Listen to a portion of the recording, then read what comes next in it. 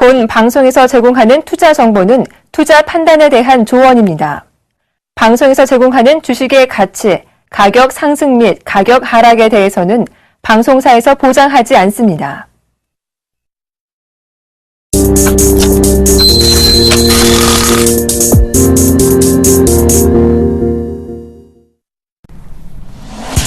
네, 시청자 여러분 안녕하십니까. 오늘장 내일장의 김동현입니다. 상승 출발한 코스피 지수는 외국인과 기관의 쌍끌이 매수 덕분에 1994선까지 올라서는 모습입니다. 코스닥 지수도 상승 출발하며 형님과 흐름을 같이 하고 있는데요. 외국인만 순매수하며 현재 535선에서 거래가 되고 있습니다. 오늘장 내일장 먼저 준비된 주요 코너부터 함께 보시고요. 한 주간의 주요 일정도 만나보시겠습니다.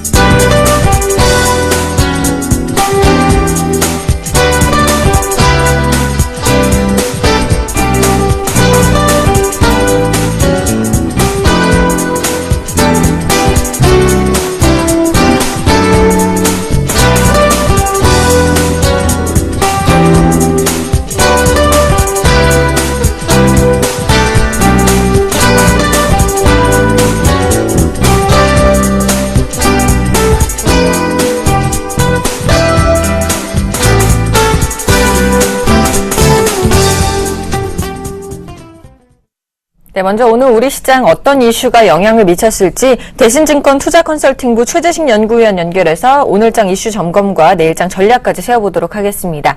안녕하십니까? 네, 안녕하십니까? 네, 반갑습니다. 주간 증시 주요 일정으로 주요국 6월 제조업 PMI 확정치와 또 미국의 6월 고용지표 그리고 아르헨티나 채무 상환 등 국제 이슈를 꼽아주셨는데요. 이 세 가지 소식 좀 자세하게 전해주시죠. 네, 금주에는 월 말과 월 초 첫째 주가 이어지는 주간인데요. 일단 주요국의 6월 제조업 PMI가 확정치가 나옵니다. 미국 제조업 지수 ISM 제조업이 나오는데 소폭 개선이 될 것으로 예상하고 있습니다. 중국 제조업 PMI 지수는 지난번 잠정치에 봤듯이 6월에 적격 상하본행의 지급 준비를 인한 영향으로 좀 개선이 될 것으로 봐지고 있고요. 유로존 제조업 PMI 지수는 이미 잠정치에서 확인했듯이 전월 대비 부진할 것으로 예상됩니다. 그러나 시장은 이미 알고 있어서 부진하더라도 향후 개선 기대감이 작용할 것으로 전망되고 있습니다. 그리고 미국의 6월 고용지표가 주 중후반에 나오는데요. 일단 6월 비농업 고용자 수가 전월에 비해서 감소는 하겠지만은 5개월 연속 20만 명을 상회할 것으로 전망하고 있습니다. 통상 금요일날 발표되지만 이번에는 4일날 독립기념일로 인해서 목요일날 발표가 될 것으로 전망되고 있고요. 아르헨티나의 채무상환 마감일이 오늘인데요. 아마 아르헨티나 정부가 채무상환금을 예치해놨지만 미국 법원이 소송한 헤지펀드에만 지급하겠다는 것을 막았기 때문에 일단 1개월 동안의 유예기간이 있어서 아르헨티나의 채무상환 불확실성은 1개월 동안 남아있는 이슈가 되지 않을까 싶습니다. 네, 마지막으로 오늘장 마감 전략 세워주신다면 어떨까요? 네, 코스피가 PBR 리베라는 1970선대에서 신뢰도가 높은 상태인데, 그리고 글로벌 경제 지표도 좀 6월 들어선 좀 개선이 되었고, 또 연기금이 대형주로 아웃소싱을 했습니다. 그렇지만은 이라크의 내전 이슈나 본격적인 2분기 실적 시즌을 앞두고 있고, 또 아르헨티나의 채무 상환 불확실성 이런 부분이 있어서 단기적으로 치고 나가기는 모멘텀이 약하다 볼 수 있겠습니다. 따라서 당장은 여전히 좁은 박스권 전개가 될 것으로 봐지고, 원화 강세가 이제 1010원대까지 왔는데요. 원강세 수혜 업종이라든지 배당 관련주, 그다음에 선진국 경기 회복에 따른 패션 OEM 업체, 그리고 실적 호전에 대한 저평가주 이런 쪽에 대응이 필요하다 생각이 듭니다. 알겠습니다. 지금까지 대신증권 투자컨설팅부 최재식 연구위원과 함께했습니다. 도움 말씀 고맙습니다. 네, 감사합니다. 네, 바로 이어서 이제 외환시장 동향 좀 살펴보도록 하겠습니다. 자세한 소식을 KB 외환선물의 정경팔 팀장님 연결해서 들어보겠습니다. 안녕하십니까? 네, 안녕하세요. 네, 오늘 환율 40전 하락하면서 시작했는데 지금 이 시각 외환 동향 어떻습니까? 네, 달러 환율이 3거래일 연속으로 하락하면서 1,010원대까지 하락하고 있습니다. 오늘 서울 외환시장은 지난 금요일 서울시장 종가 대비 40전이 하락한 1,013원에 개장했고요. 이후 하락세가 지속되면서 장중 1,010원 80전까지 하락했습니다. 미 경제 지표의 부진과 우리나라의 경상수지 흑자 소식이 겹치면서 여교의 시장 참여자들을 중심으로 달러 매도가 계속해서 등장하고 있고요. 시장이 달러 매도와 또 당구 개입이 서로 충돌하면서 1,010원대에서 1,012원대까지 반등이 오늘 두 차례나 진행이 되고 있습니다. 시간 현재는 1,012원 20전에 거래가 되고 있습니다. 지난 주말 달러화는 엔화와 유로화 등에 대해서는 약세를 보였습니다만 원화를 비롯한 신흥국 통화들에 대해서는 강세를 보이는 등 상대 통화별로 차별화된 반응을 보인 바 있는데요. 여구의 시장에서 환율이 반등한 이후에 서울시장에서 수급 상황을 반영해 반락하는 상황이 계속해서 반복되고 있습니다. 오늘 아시아 시장에서 다른 통화상들의 움직임은 크지 않고요. 달러 엔과 달러 원의 동반 하락이 눈에 띄는 움직임이라고 할 수 있습니다. 엔화와 원화가 동반 강세를 보이는 만큼 엔원 환율은 100엔당 998원대에서 큰 변화가 없는 모습 보이고 있습니다. 지금까지 KB 외환선물의 정경팔 팀장님과 함께했습니다. 말씀 고맙습니다.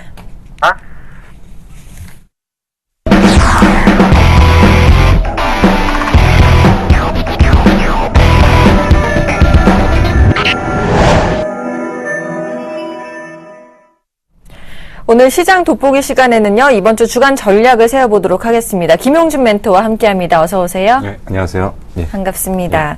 자, 이번 주 주간 시황에서 주목해야 할 점 어떤 것들이 있을까요? 벌써 이제 7월 달이 시작이 되죠. 네, 벌써 이제 7월 달이 시작됐고 반기가 끝나고 이제 하반기로 이제 들어가는 상황인데요. 네.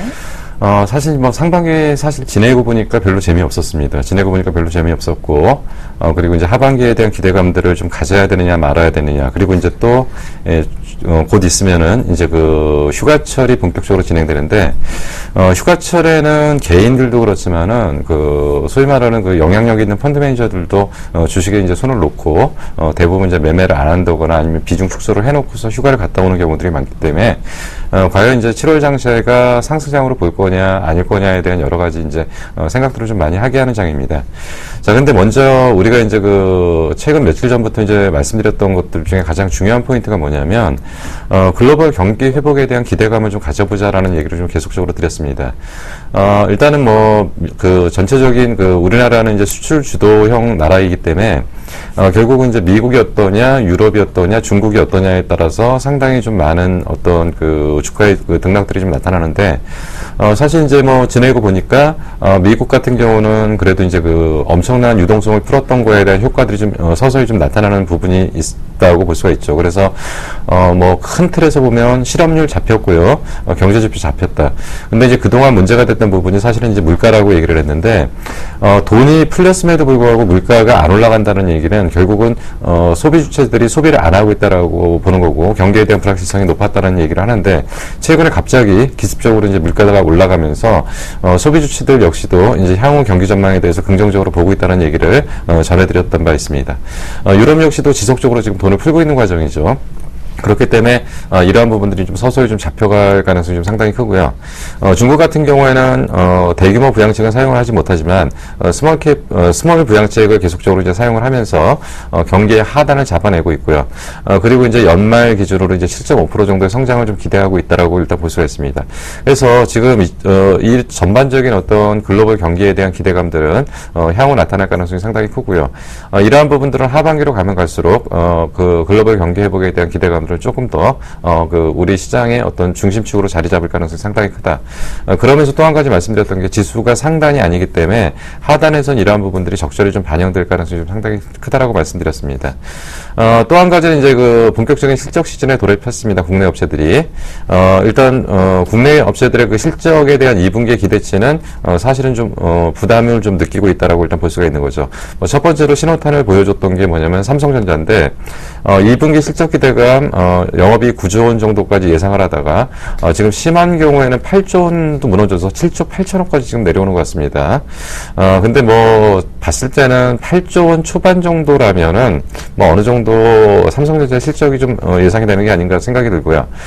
그리고 이제 여타 업종들도 대부분의 이제 실적의 눈높이는 좀 상당히 많이 낮아졌기 때문에 전체적인 뭐 밸류라는 측면에서는 거의 이제 바닥권 그리고 하방 쪽에 자리를 좀 잡고 있다.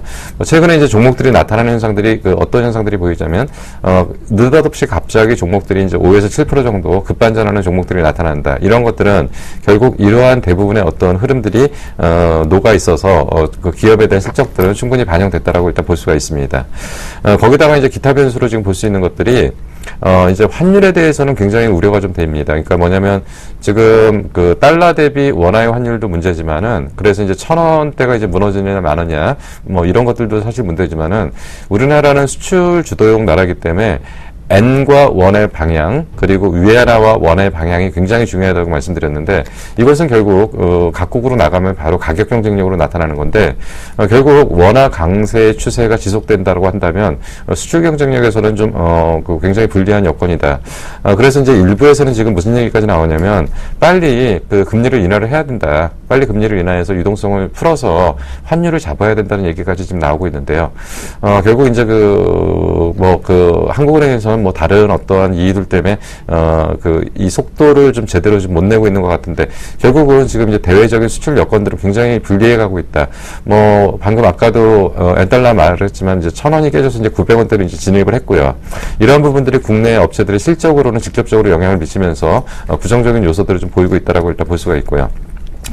이라크 확산에 대한 부담감은 분명히 지금 남아 있습니다.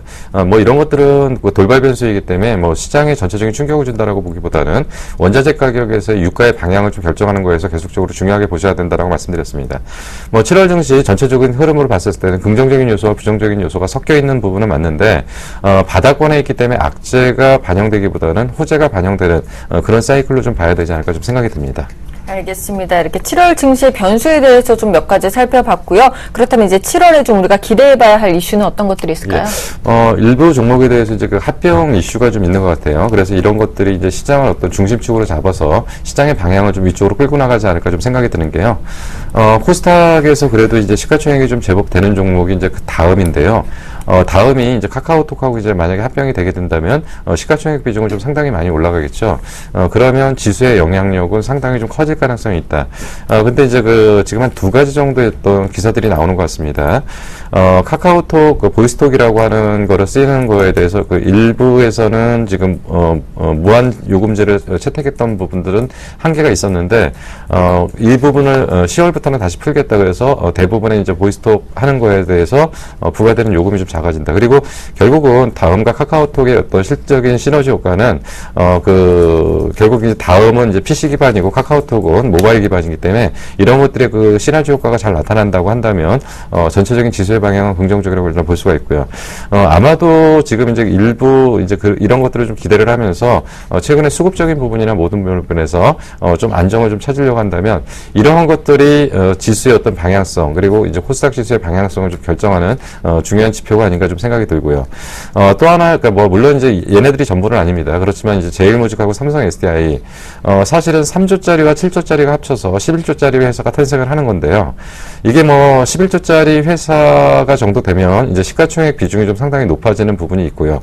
그렇다고 한다면 지금 이제 소위 말하는 트래킹 에러가 발생할 가능성이 상당히 큽니다. 이제 제일모직이 거래 정지 직전에 어떤 현상이 벌어졌냐면 뭐 ETF 펀드나 아니면은 인덱스 펀드 쪽에서 일부 물량들이 튀어나오면서 상당 폐지가 되기 때문에 없어지기 때문에 대부분 매도가 나왔다면 거꾸로 보면 이제 전체적인 시가총액 비중을 맞춰놓고 볼 때 삼성 SDI하고 제일모직이 합쳐진 상태에서의 시가 비중의 변화는 결국 이쪽에 인덱스 펀드들이 다시금 재매수를 해야 되는 어떤 상황으로 좀 연출될 가능성이 상당히 크다.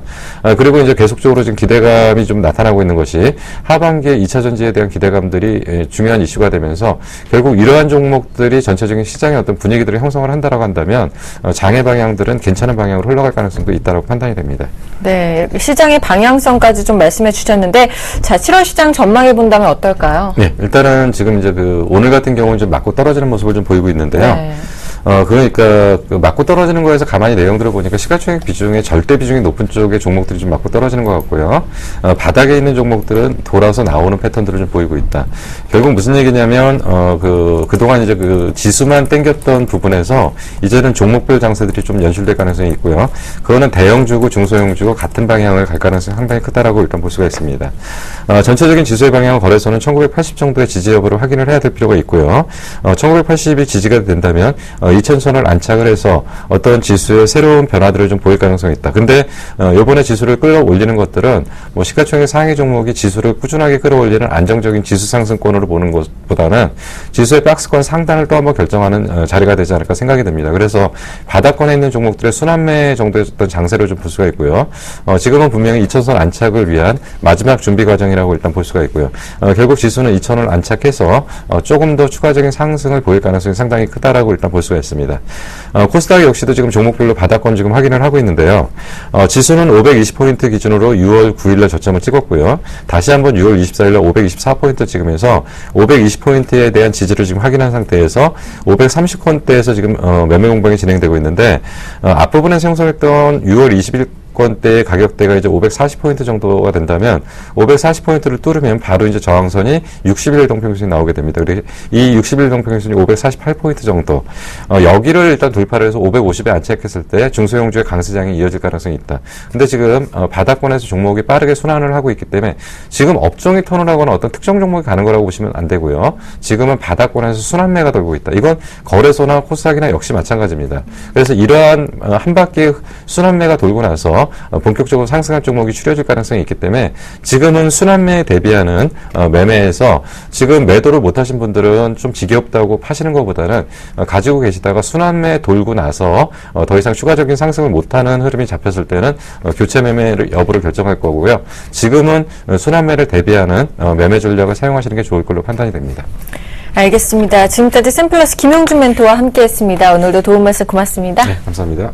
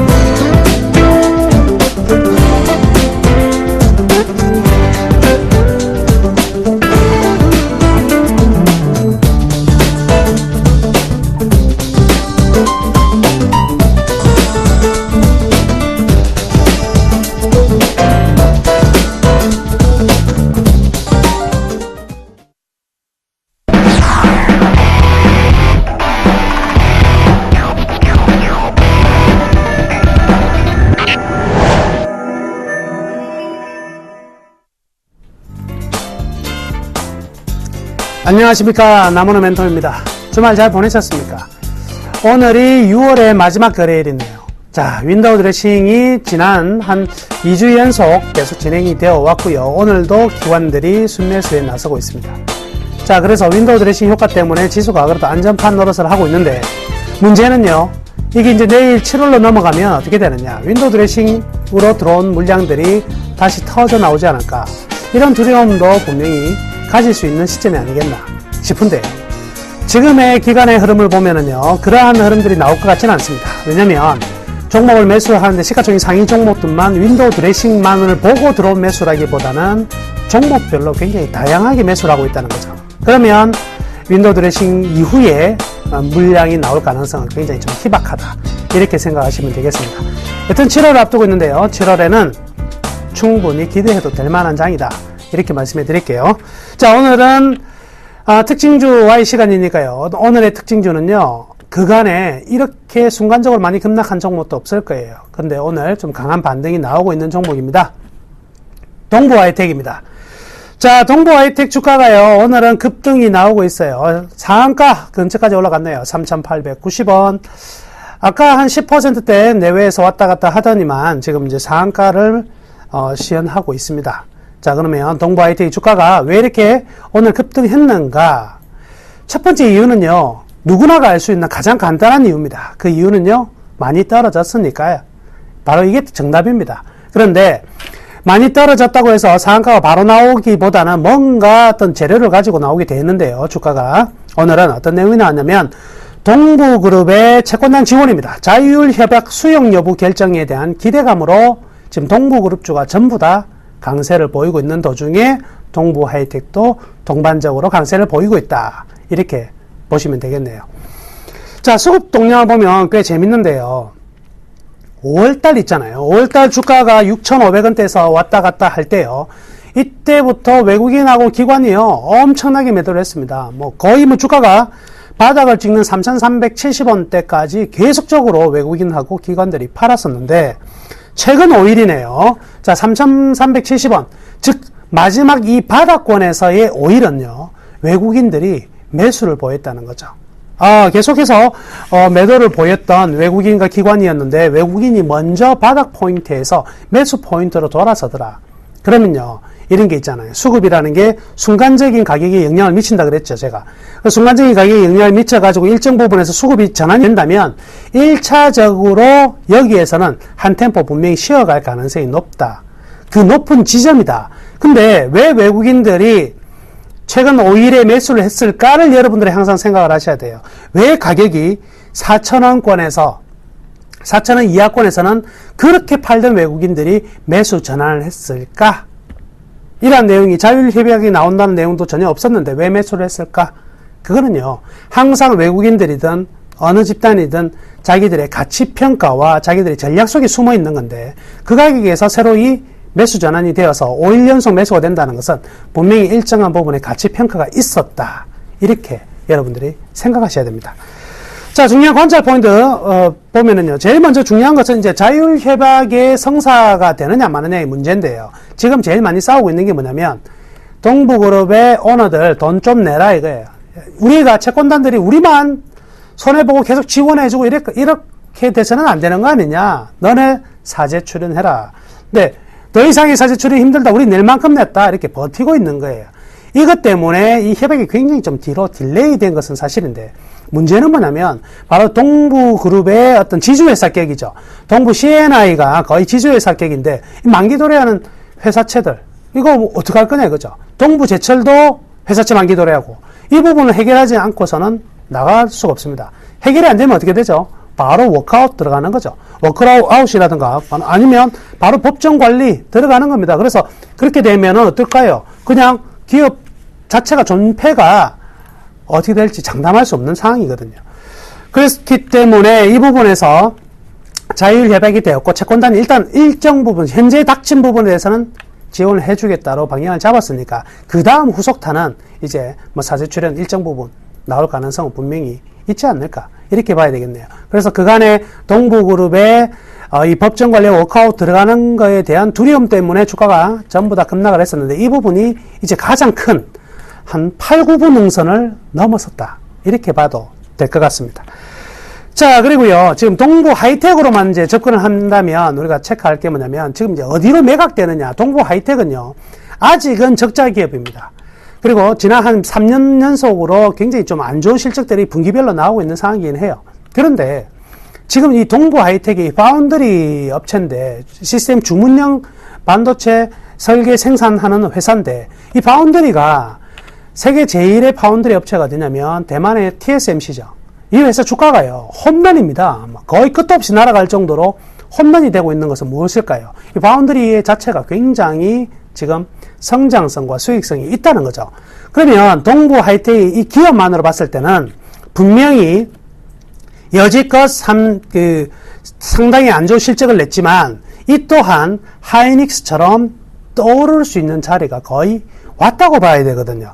그러다 보니까 이제 국내외 이제 매각의 이제 인수 의향서들을 쭉 이제 받았었는데 조금 안타까운 것은 국내 LG, 유력했던 게 LG였거든요. LG와 SK, 하이닉스, 그리고 현대차에서도 가능성이 있지 않나 이런 것들이 있었는데 다 그쪽에서는 손을 놓아버렸어요.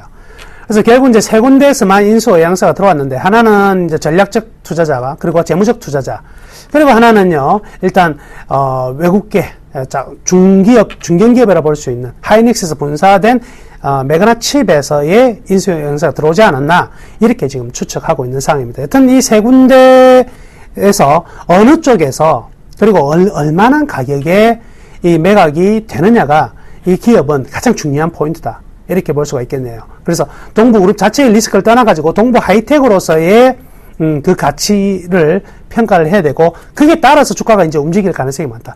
지금까지는 동부그룹이 어떻게 되느냐에 따라서 출렁출렁 이렇게 움직였다면 이제부터는 동부 하이텍이라는 이 개별 기업의 어떤 가치와 성장성 그리고 매각 가격 이런 걸로 인해서 이제 움직일 가능성이 많으니까 지금은 사실 필요한 거는 뭐냐면 동부그룹 전체를 보는 것이 필요한 것이 아니라 오늘부터는 다시 어떻게 해요? 동부그룹 내 동부제철, CNI 어떻게 그 각각의 기업을 평가를 할 것인가가 중요해지는 시점이다. 이렇게 보시면 되겠네요. 물론 오늘의 상한가는 동부그룹의 상한가라 볼 수가 있겠지만 이 상한가의 끝은요. 분명히 이 기업 가치로 들어간다. 이걸 기억하셔야 되겠습니다. 실적 전망을 좀 보자면은요. 일단 바운더리 사업 쪽이 글로벌 수급이 굉장히 타이트합니다. 그래서 수익성이 계속적으로 개선이 되고 있어요. 자, 주 메이저들의 개선이 곧 하위 단계의 어떤 주문량 증가를 만들어낼 것이고요. 그로 인해서 가격 상승이 나타난다면 지난 1분기에 영업이익이 조금 났어요. 8억 정도의 영업이익을 냈고 당기순이익은 뭐 몇백억 적자가 났지만 이런 부분이 이제 2분기, 3분기로 넘어가면서 분명히 개선될 소지가 굉장히 높다. 이렇게 봐야 될 것 같은데요. 일단 2분기 매출액이요. 제가 이제 전혀 컨센서스가 나와 있지 않아서 제가 분석했는데 1250억 정도 나올 것 같습니다. 이 바운더리 업체들이 전반적으로 보면 1분기보다 2분기가 계절적으로 훨씬 더 좋은 호황기예요. 2분기만큼의 3분기가 때에 따라서는 2분기보다 좋은 3분기가 나왔었고요. 그래서 사실은 비수기라고 볼 수 있는 것은 4분기와 1분기거든요. 이 비수기 4분기, 1분기를 통과해 나가는 2분기에는 매출액 한 1250억 정도 나올 것 같고요. 영업이익은 사실 어느 정도 나올지가 거의 집계가 잘 안 됩니다. 근데 영업이익이 나온다면 한 4, 50억대까지도 나올 수는 있을 것 같아요. 그러면 전분기에 플러스 영업이익이 있는데 이번 분기 또한 플러스를 낼 것 같습니다. 문제는 이제 순이익 부분인데 순이익 같은 경우는 아직까지는 플러스로 돌아서지는 않을 것 같아요. 다만 당기순이익 자체가 순손실이 한 마이너스 100억 정도만 안으로 들어온다면 주가는요. 지금의 가치보다는 훨씬 더 나아질 수 있는 주가가 형성될 가능성이 크다. 이렇게 봐야 되겠네요. 자, 그러면 이 종목이 아까 외국인들이 왜 4,000원대에서 샀고 그러면 이 기업은 어떠한 평가를 받아야 되는지에 대해서 제 밸류밴드 차트를 통해서 말씀해 드릴게요. 자, 밸류밴드를 보시면은요, 이 기업의 내재 가치와 그리고 역사적 마켓 밸류를 고려했을 경우에 적정 가치는요, 저 B 포인트 위의 가격입니다. 즉, 5,800원 정도가 적정한 가치예요. 그런데 그룹사 리스크가 있었잖아요. 그래서 그로 인해서 주가가 급락을 했거든요.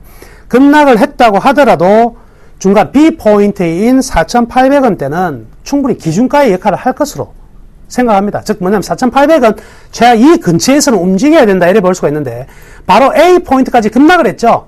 저 A 포인트 가격대를 보세요. 얼마죠? 4,000원을 하회하는 가격 부분이라는 거죠. 즉 저와 마찬가지로 외국인도 이 동부 하이텍에 대한 적정 주가를 산정해 보니까 한 4,800원 정도가 기본적으로 최하 미니멈으로 나와야 되는 가격인데 4,000원까지 떨어졌다면 여기서는 분명히 매수 관점으로 들어가도 거의 리스크 프리 위험이 거의 없는 상태에서 기술적 반등이라도 나올 수 있지 않을까. 이러한 기대감을 가지고 들어왔지 않았나. 저는 이렇게 생각합니다. 저희의 가치평가상에서의 저평가가 되었던 4,000원 구간과 외국인들의 매수가 들어왔던 이 5일간의 행적을 본다면 거의 일치했다는 거죠. 그렇기 때문에 이 주가는요, 한 4,800원 정도까지의 빠른 회귀는 충분히 가능할 것 같습니다. 그래서 불확실성은 분명히 큽니다. 그죠? 동부그룹 자체가 가지고 있는 불확실성 크고요. 이 기업이 얼마의 가격에 누구한테 되느냐의 불확실성은 분명히 가지고 있지만 이 기업이 가지고 있는 본질적인 내재 가치라는 게 있고요. 그리고 실적은 떨어졌지만 실적이 살아나는 부분에 따른 실적에 대한 기대치도 있기 때문에 4,800원 정도는 무난할 것 같습니다. 다만 불확실성을 안고 가는 투자자 같은 경우에는 1차 4,800원을 목표로 대응을 해보시고요. 보수적 투자자 같은 경우에는 또 다른 종목, 불확실성이 없는 종목을 선택하시면 좋겠죠. 자, 오늘 남원의 Y는요, 동부 하이텍을 다뤄봤고요. 이제 동부그룹에 대해서는 자, 그룹을 보지 말고 각각의 기업에 대한 평가를 각각이 따로 해보자. 이렇게 정리해드리도록 하겠습니다. 좋은 오후 되시고요. 내일 뵙겠습니다. 감사합니다.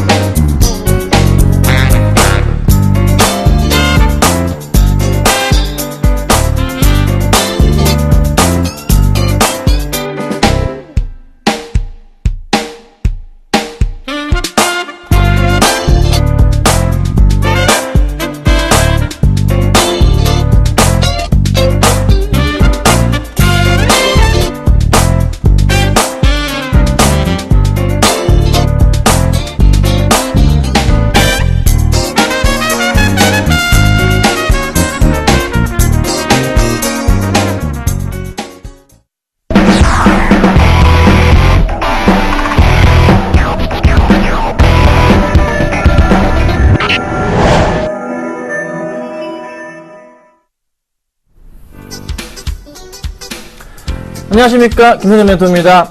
네, 6월 마지막 거래일입니다. 내일부터 7월이죠. 자, 오늘 시장 코스피 흔들리는 듯 싶지만 그래도 조금 버텨주면서요, 0.3%대 상승 분위기 나와주고 1995포인트, 장중에 2000포인트 이상까지 가긴 했습니다. 하지만 이 정도는 나쁘지 않다는 판단이고요. 코스닥은 0.97% 현재 상황 올라가지고 있네요.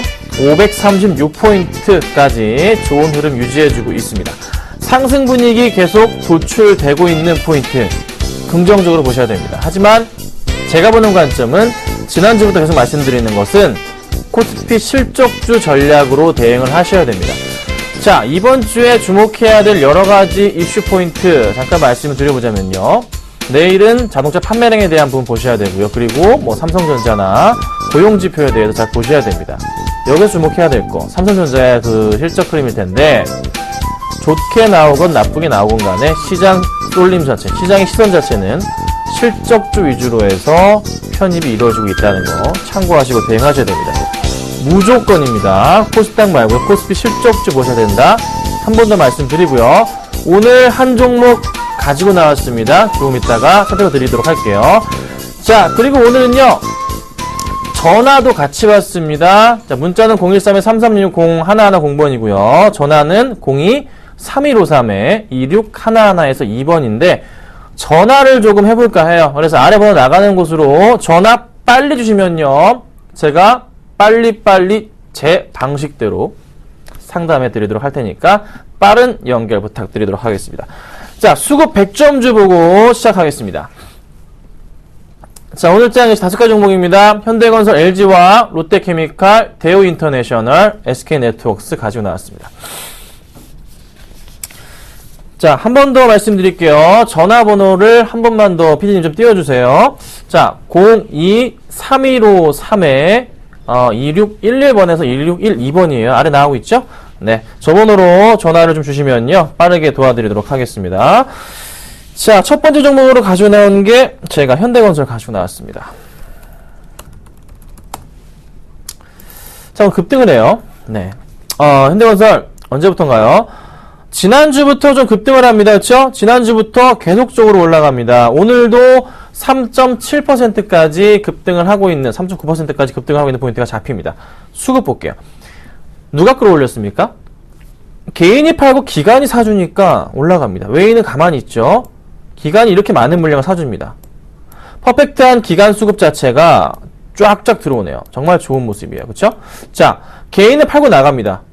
수급이 어떻게 이동하고 있죠? 어떻게 해요? 자, 개인이 팔고 이게 어디로? 기간 쪽으로 이동이 되고 있는 포인트. 정말 좋다 말씀을 드립니다.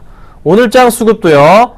현재 수량으로 외인 3만 주, 기간이 19만 주 가까운 물량을 매수를 해주고 있습니다. 정말 많은 물량을 현재 매수를 해주고 있어요. 상승 분위기 도출 가능하다. 하나 좀 걱정인 것은 주가 굉장히 좀 많이 밀리다가 이제 한번 튀어 올라갔어요. 그렇죠? 한번 튀어 올라갔다고요. 어떻게 될까요? 조정이 한번 나올 겁니다. 조정 나온 이후에 다시 한번 올라갈 수 있을 것 같아요. 자, 흐름은 괜찮고 수급 굉장히 좋은데 그 포인트를 이용해보자. 제가 오늘 그래서 지금 급하게 매수할 필요는 없다 라고 좀 말씀을 드리려고 가지고 나왔습니다. 자, 두 번째는요, LG화학입니다. 자, LG 손보가 떨어졌네요. LG화학 같은 경우는요, 계속적으로 말씀을 좀 드렸어요. 그런데 오늘 또 올라갑니다. 네, 또 올라가요. 계속 올라갑니다. 요 포인트, 이거 이제 그만 얘기해 못 샀어 이렇게 얘기하시더라도 얘기할 겁니다. 자, 여기 포인트 바닥 요 포인트 잡히잖아요. 그쵸? 자, 이렇게 갑니다. 아, 조정이 나온다는 매수. 오늘 이거 매수하신 분들 좋지 못해요. 여기 노리셔야 된다고 제가 말씀드리잖아요. 그쵸? 요런 정도 포인트 노리셔야 된다고. 지금 이 종목을 막 급하게 매수하시려는 분들 조심하라고 가지고 나온 겁니다. 대신에 제가 준비한 세 번째 종목이 롯데케미칼이죠. 롯데케미칼이 훨씬 나아요. 차트적인 흐름에서 볼 때. 자, 뭐 오늘 약간 조금 올라가다가 약간 밀리는 듯 하지만 플러스권 움직임이에요. 롯데케미칼 제가 뭐 본다고 말씀드렸죠? 주봉으로 대응해보자 말씀드리잖아요.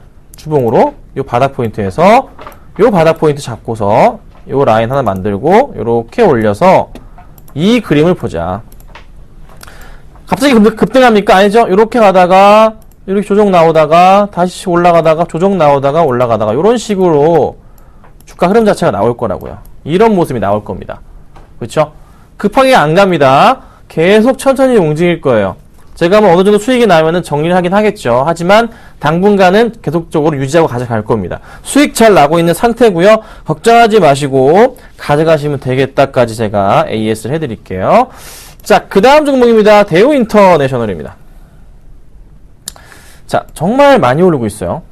쫙쫙 올라갑니다. 와, 뭐 이게 6월부터 해서 3,300원 저점부터 31,000원부터 잡자면 어느새 20%까지 올라가고 있습니다. 쫙 이렇게 올라가 버립니다. 그렇죠? 네, 정말 잘 가지고 있어요. 상승 분위기가 정말 잘 나옵니다. 자, 이전에 이 가격이 원래 가격이 얼마죠? 요 포인트들이죠. 자, 그런데 이 포인트를 잘 보자면 이전에 이제 라인상으로 봤을 때 여기가 원래 2012년부터의 고점 포인트들의 라인에 해당하는 이런 가격대였고요. 다음 포인트 바닥 포인트에서 이렇게 올라가는 그림이 잡혔습니다. 그렇죠? 자, 그 다음 포인트로 말씀을 드려볼까요? 아직 라인이 완성이 안 됐어요. 잡아보자면 이 포인트가 잡히긴 하는데 아직은 정확하게 판단할 수가 없는 부분입니다. 그렇다면 이거 상승 분위기 도출이 된다. 현재 구간대에서 말씀을 좀 드려보자면 예측을 해보자는 건데 조금 더 상승 분위기 나온 이후에 한번 조정을 이런 식으로 언제죠? 6월 초 같은 조정이 나올 거예요. 그 포인트를 이용하셔서 매수 들어가셔야 되지 지금은 아닌 것 같아요. 매수 가격은 가장 좋은 게 35,000원입니다. 조금 더 편하게 보여드릴게요. 35,000원 라인에 그 해당하는 부분을 잡으셔야지 너무 급하게 하시면 안 됩니다. 그렇죠? 요 정도 그림 나오잖아요. 요 정도 한번 올라갔다가 조정 나오고 올라갈 때 요때 노려보자는 거죠. 요 정도 포인트. 요거 기억하시고 좀 대응을 하시라. 요렇게까지만 제가 말씀 좀 드릴게요. 수급 좋습니다. 자, SK네트워크스 보겠습니다. 오늘 이 친구가요, 4.9% 올라갑니다. 5% 이상 올라오고 있네요. 자, 정말 잘 갑니다. 정말 잘 가는데 뭐가 아직 걱정이냐면요. 이 친구가 항상 급등을 할 때마다 조정 흐름이 나왔어요. 조금 더 올라갈 가능성이 있어요. 조정이 나온다는 거죠. 어디가 가장 쌉니까? 어디가? 현재 제가 선을 이 정도 라인이에요. 10,000원 초반대 와야 됩니다. 이거 매수하려면. 자, 그런데 수급은 굉장히 좋아요. 최근 들어 수급 보자면 외인들 굉장히 많은 물량 매수해주고 있고요. 오늘 시장에서도 보니까 외인들과 기관들의 양매수가 정말 퍼펙트하게 많은 물량이 들어옵니다. 쫙쫙 끌어올려줍니다. 자, 상승 분위기 조금 더 나오겠죠. 따라가야 되나요? 아니요. 나온 이후에 나온 이후에 좀 지워서 다시 보여드릴게요. 나온 이후에 다시 어떻게 조정 나오고 다시 올라간다는 거예요. 그쵸? 항상 그래요. 주식은 아무리 좋은 종목 급등하는 거 따라가시는 건 안 됩니다. 언젠가는 다시 내려와서 싼 가격을 마련해 주거든요. 아무리 좋은 주식이라도. 그렇죠? 자, 요 포인트. 10,000원이면은 이 친구 정말 땡큐일 것 같아요. 앞으로 볼 때. SK네트워크스는 10,000원. 조금 더 제가 가격을 좀 얹어드리자면은 1,100원, 200원 정도 내려오면 그때 한번 노려보자. 이렇게 말씀을 드릴 테니까요. 잘 참고하시길 당부드리겠습니다. 그래서 오늘 시장에서 좀 눈에 띄는 수급주 말씀 좀 드려봤고요. 상담을 먼저 좀 해드릴게요. 자, 문자가 들어와 있어요. 쌍용량에 11,800원이요. 보겠습니다. 저 역시 높은 가격이에요. 제가 아는 가격대보다 높습니다. 현재 가격보다. 자, 쌍용량에 딱 보자마자 어떤 생각이 드냐면 우리 방송 안 보신 분이다. 제 방송 안 봤다. 그죠? 이제부터 방송을 좀 같이 계속 보세요. 그러면 절대 이 가격에 사지 않게 되십니다. 맨날 말씀드리는 요 평행선의 라인에 대한 부분, 그거 보자면요.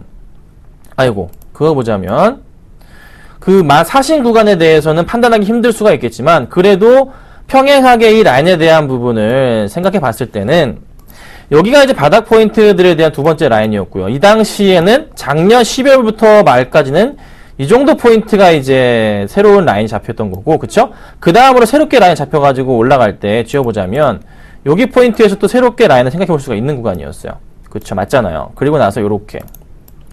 얼추 맞춰보자면, 이 상단 라인에 대한 부분은 그래도 고점인 부분이 되는 거였습니다.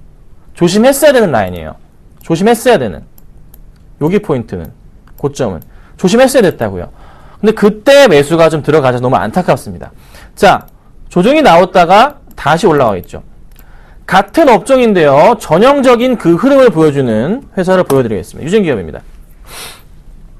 유진기업 같은 경우는요. 포인트 원래 요 포인트였는데 여기였어요. 그런데 새롭게 다시 잡힙니다. 여기서부터 다시 라인 잡히고 그림이 나옵니다. 그리고 나서 어떻게 해요? 평행하게 만들어 보고 올려보자면 요 정도 이제 포인트를 잡혀요. 새롭게 만드는 거예요. 아이고, 갑자기 사라졌네요. 요 정도 포인트가 잡히는데 유진기업 같이 요런 이제 그림 자체가 나오는, 여기 다음 포인트 자체가 이제 요런 식이 올라가는 포인트인데 요런 식으로 갔다가 올라갈 가능성이 높아요. 쌍용야외 같은 경우는 같은 회사죠. 쉬어갔다 올라가는데 어떻게 될까요, 이거? 어떻게 될까요? 저는 이거 이렇게 될 것 같아요. 여기가 원래 1차 라인이었는데요. 흐름이 바뀌었고 여기서부터 다시 바뀝니다. 이렇게 올라갔고요. 다시 잡아서 생각해 보건데 분명히 주가 흐름은 현재 이 구간 자체를 잘 맞아서 움직여주고 있습니다.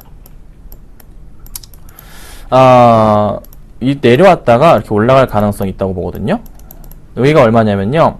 1,500원이에요. 그래서 너무 고점에 매수하셨다. 비중이 아까 보니까 아이고 죄송합니다. 20% 정도였었는데 조금은 줄여보시는 건 어떨까? 이게 내일도 떨어지게 된다면 1,500원까지 와요. 네, 아니면 버티고 가져가셔야 됩니다. 버티시고 가져가셔야 돼요. 1,500원까지 내려오더라도 흔들리지 마시고 가져가시면 다시 매수가 위로 올라가는데 못 버티겠다 하신다면 상담을 주신 것도 그런 것 같으니까 비중을 줄이신 이후에 다시 상승을 줄 때 들어가시는 게 낫지 않을까. 그렇게 정리해 드리겠습니다. 고민해 보시고 대응 부탁드릴게요. 자, 그 다음에 이제 화진이라는 종목입니다. 화진이라는 종목이에요. 살펴보도록 하겠습니다. 단가를 안 봤네요, 제가. 30% 8,900원입니다. 보겠습니다. 자, 8,900원에 매수하셨습니다. 정말 우리 이렇게 주식 좀 안 하셨으면 좋겠어요. 8,900원 라인이 어디입니까? 여기잖아요, 여기. 여기에요. 더 뒤로 가볼까요? 없잖아요. 자, 8,900원 라인, 이 주봉에 대한 부분을, 이 주봉이에요. 생각해보자면, 이 고점 포인트에 대한 라인이 현재 이 구간입니다. 그쵸? 자, 바닥에서 올라가는 포인트가 이렇게 잡히긴 해요. 그러면, 매수를 하더라도, 최소한도로 이 라인의 하단에서 매수가 들어가야 된다는 거죠. 그림이 잡혔잖아요. 여기 얼마입니까? 다음 포인트 매수 하시려고 했다면 8,000원 정도는 왔을 때 원래 매수를 했어야 돼요. 근데 화진 같은 경우 여기 포인트는 매도 포지션들이에요. 네. 거래량 터져주면서 매도 포지션. 굉장히 위험한 주식하였어요. 자, 이제부터 흐름이 어떨까? 이제부터 흐름. 수급 좀 볼게요. 오늘 장은 없고요. 자, 수급도 없네요. 자, 매수하셨을 때 가격에서 수급 보겠습니다. 5월 중반대 수급 볼게요. 자, 5월 중반대 수급, 매수 굉장히 많이 들어왔어요. 매수할만 합니다. 그런데, 좀 뒤로 가보자면 사는 듯 했는데, 언제부터 팔아요? 6월부터 팔기 시작합니다. 6월부터 팔잖아요. 6월부터 개인이 사는 게 많이 보이잖아요. 차트 보겠습니다. 6월달부터 언제 개인이 산다. 이때 정리하고 나가는 모습이네요. 이때는 정리하고 나가는 모습이에요. 자, 5월달 이랬고 5월 전에 수급을 봅시다. 이 친구들 5월 전에도 샀을까요? 5월 전에 언제 샀나요? 보겠습니다. 잡히는 거 없네요. 2월? 이 정도 물량은 아닌데. 이때 약간 좀 사다가 투신권에서 손절치고 다 나갔어요. 뭐 하자는 거죠, 이거? 재미가 없어요. 재미 못 보고 나갔습니다. 그거 보고 들어가셨던 것 같은데 너무 높아요. 사더라도 원래는 이 가격이었습니다. 이거 투신 누군지 모르겠는데 초짜가 한 거야. 초짜가 매수한 것 같아요. 조심해야 됩니다. 실적에 대한 기대감이 있었던 것 같은데 지금 당장으로서 흐름은 나쁘지 않아요. 좀 가져가시는데 지금은 팔 때가 아니에요. 라인상의 하단이기 때문에. 그러니까 조금은 홀딩하고 가보자 말씀을 좀 드리겠습니다. 자, 제일기획 볼게요. 제일기획은 40%. 네. 자, 제일기획을 얼마 전에 제가 매도 의견을 드렸습니다. 기관들의 매도 너무 심했다 말씀을 좀 드리면서 매도 의견 드렸는데 드리자마자 바로 다음날부터인가 매수가 들어오더라고요. 기간이 4거래일 연속 매수입니다. 그리고 흐름이 나쁘지 않아요. 기관의 수급에 있어서. 그러면 다시 매수해도 된다는 소리입니다. 자, 제일기획 왜 빠졌습니까? 왜 빠졌죠? 잘 생각해 보시자면 월드컵 그 특수에 대한 부분, 국내 광고에 대한 부분 핑계로 좀 판단이 됩니다. 네, 근데 그로 인해서 수급은 던졌다가 다시 들어와요. 문제는 외인들이 매수를 안 해준다는 거죠. 자, 근데 제일기획은 해외 매출 비중이 몇 프로인지 아십니까? 65%가 해외 매출 비중입니다. 우리나라뿐만이 아니라 영국, 홍콩, 중동, 미국부터 시작해서 웬만한 나라들의 광고 수익이 다 들어가요. 광고가 엄청나게 해외 쪽에 많이 나가요. 특히 삼성전자가 신규 스마트폰이나 갤럭시 탭들이나 여러 가지 삼성전자 제품들, 에어컨이나 광고를 할 때 다 제일기획을 이용합니다. 그로 인해서 세월호 참사 이유와 더불어서 월드컵 특수 재미없었던 거를 만회해 줄 거다. 이런 기관들의 포인트가 오늘 잡히는 것 같습니다. 자, 그러면 이제 상승 분위기가 나오겠죠. 근데 항상 제일기획은요, 맨날 그래요. 짝수회가 실적이 정말 좋으면서 주가가 올라갑니다. 큰 그림으로 봐야 됩니다. 큰 그림을 볼 때 제일기획은 계속 상승 흐름이 나온단 말이죠. 그러면 이번 조정 거친 이후에 반등해서 올라가 준다.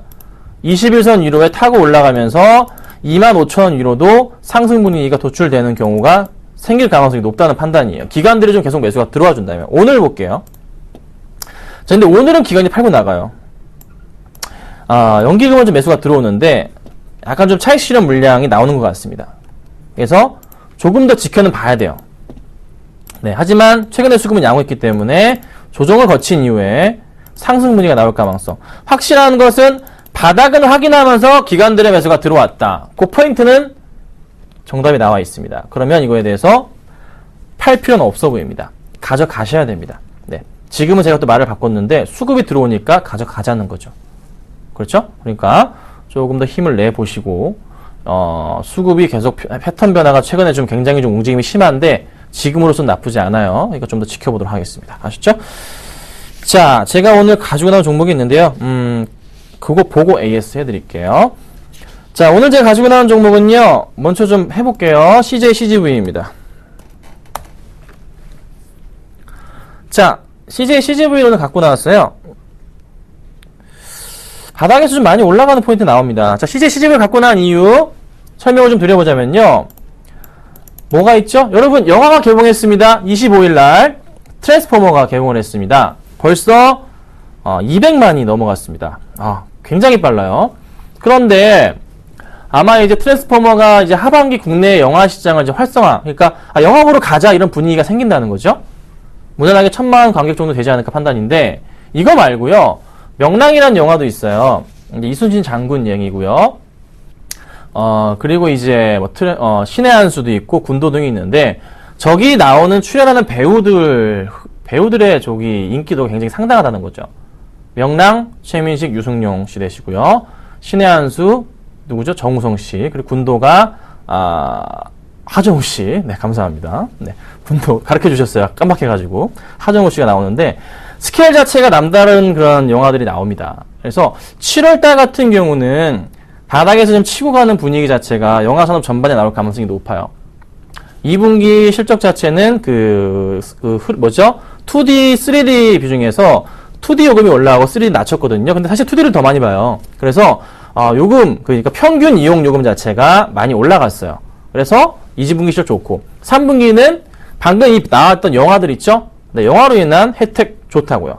그래서 뭐 J 콘텐츠나 미디어 플렉스 같은 그 영화 관련주들이 있지만, CJ 시리즈V가 그래도 국내 대장주 아니겠습니까? 치고 올라갈 수 있는 포인트가 잡힙니다. 그 포인트를 보시면 좋을 것 같아요. 수급적인 부분도요, 최근에 약간 그 수급적인 메리트 자체가 사실 없어요. 주인이 없는 느낌이었습니다. 주인이 없었는데 다시 오늘장 수급 보니까 그래도 기관들이 매수를 해주고 있는, 제가 볼 땐 이거 다시 수급 들어옵니다. 먼저 매수하는 겁니다. 수급이 다시 들어와주면서 주가가 어떻게 올라갈 가능성이 높습니다. 자, 매수가는 얼마 잡아드릴 거냐면요, 보세요.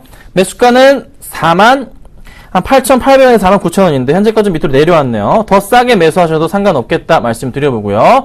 목표가는 54,000원까지 제가 보도록 하겠습니다. 손절가는 제가 47,500원까지 보겠습니다. 그렇죠?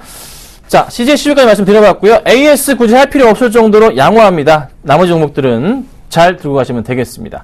저는요, 내일 또 좋은 종목 들고 찾아오도록 하겠습니다. 감사합니다.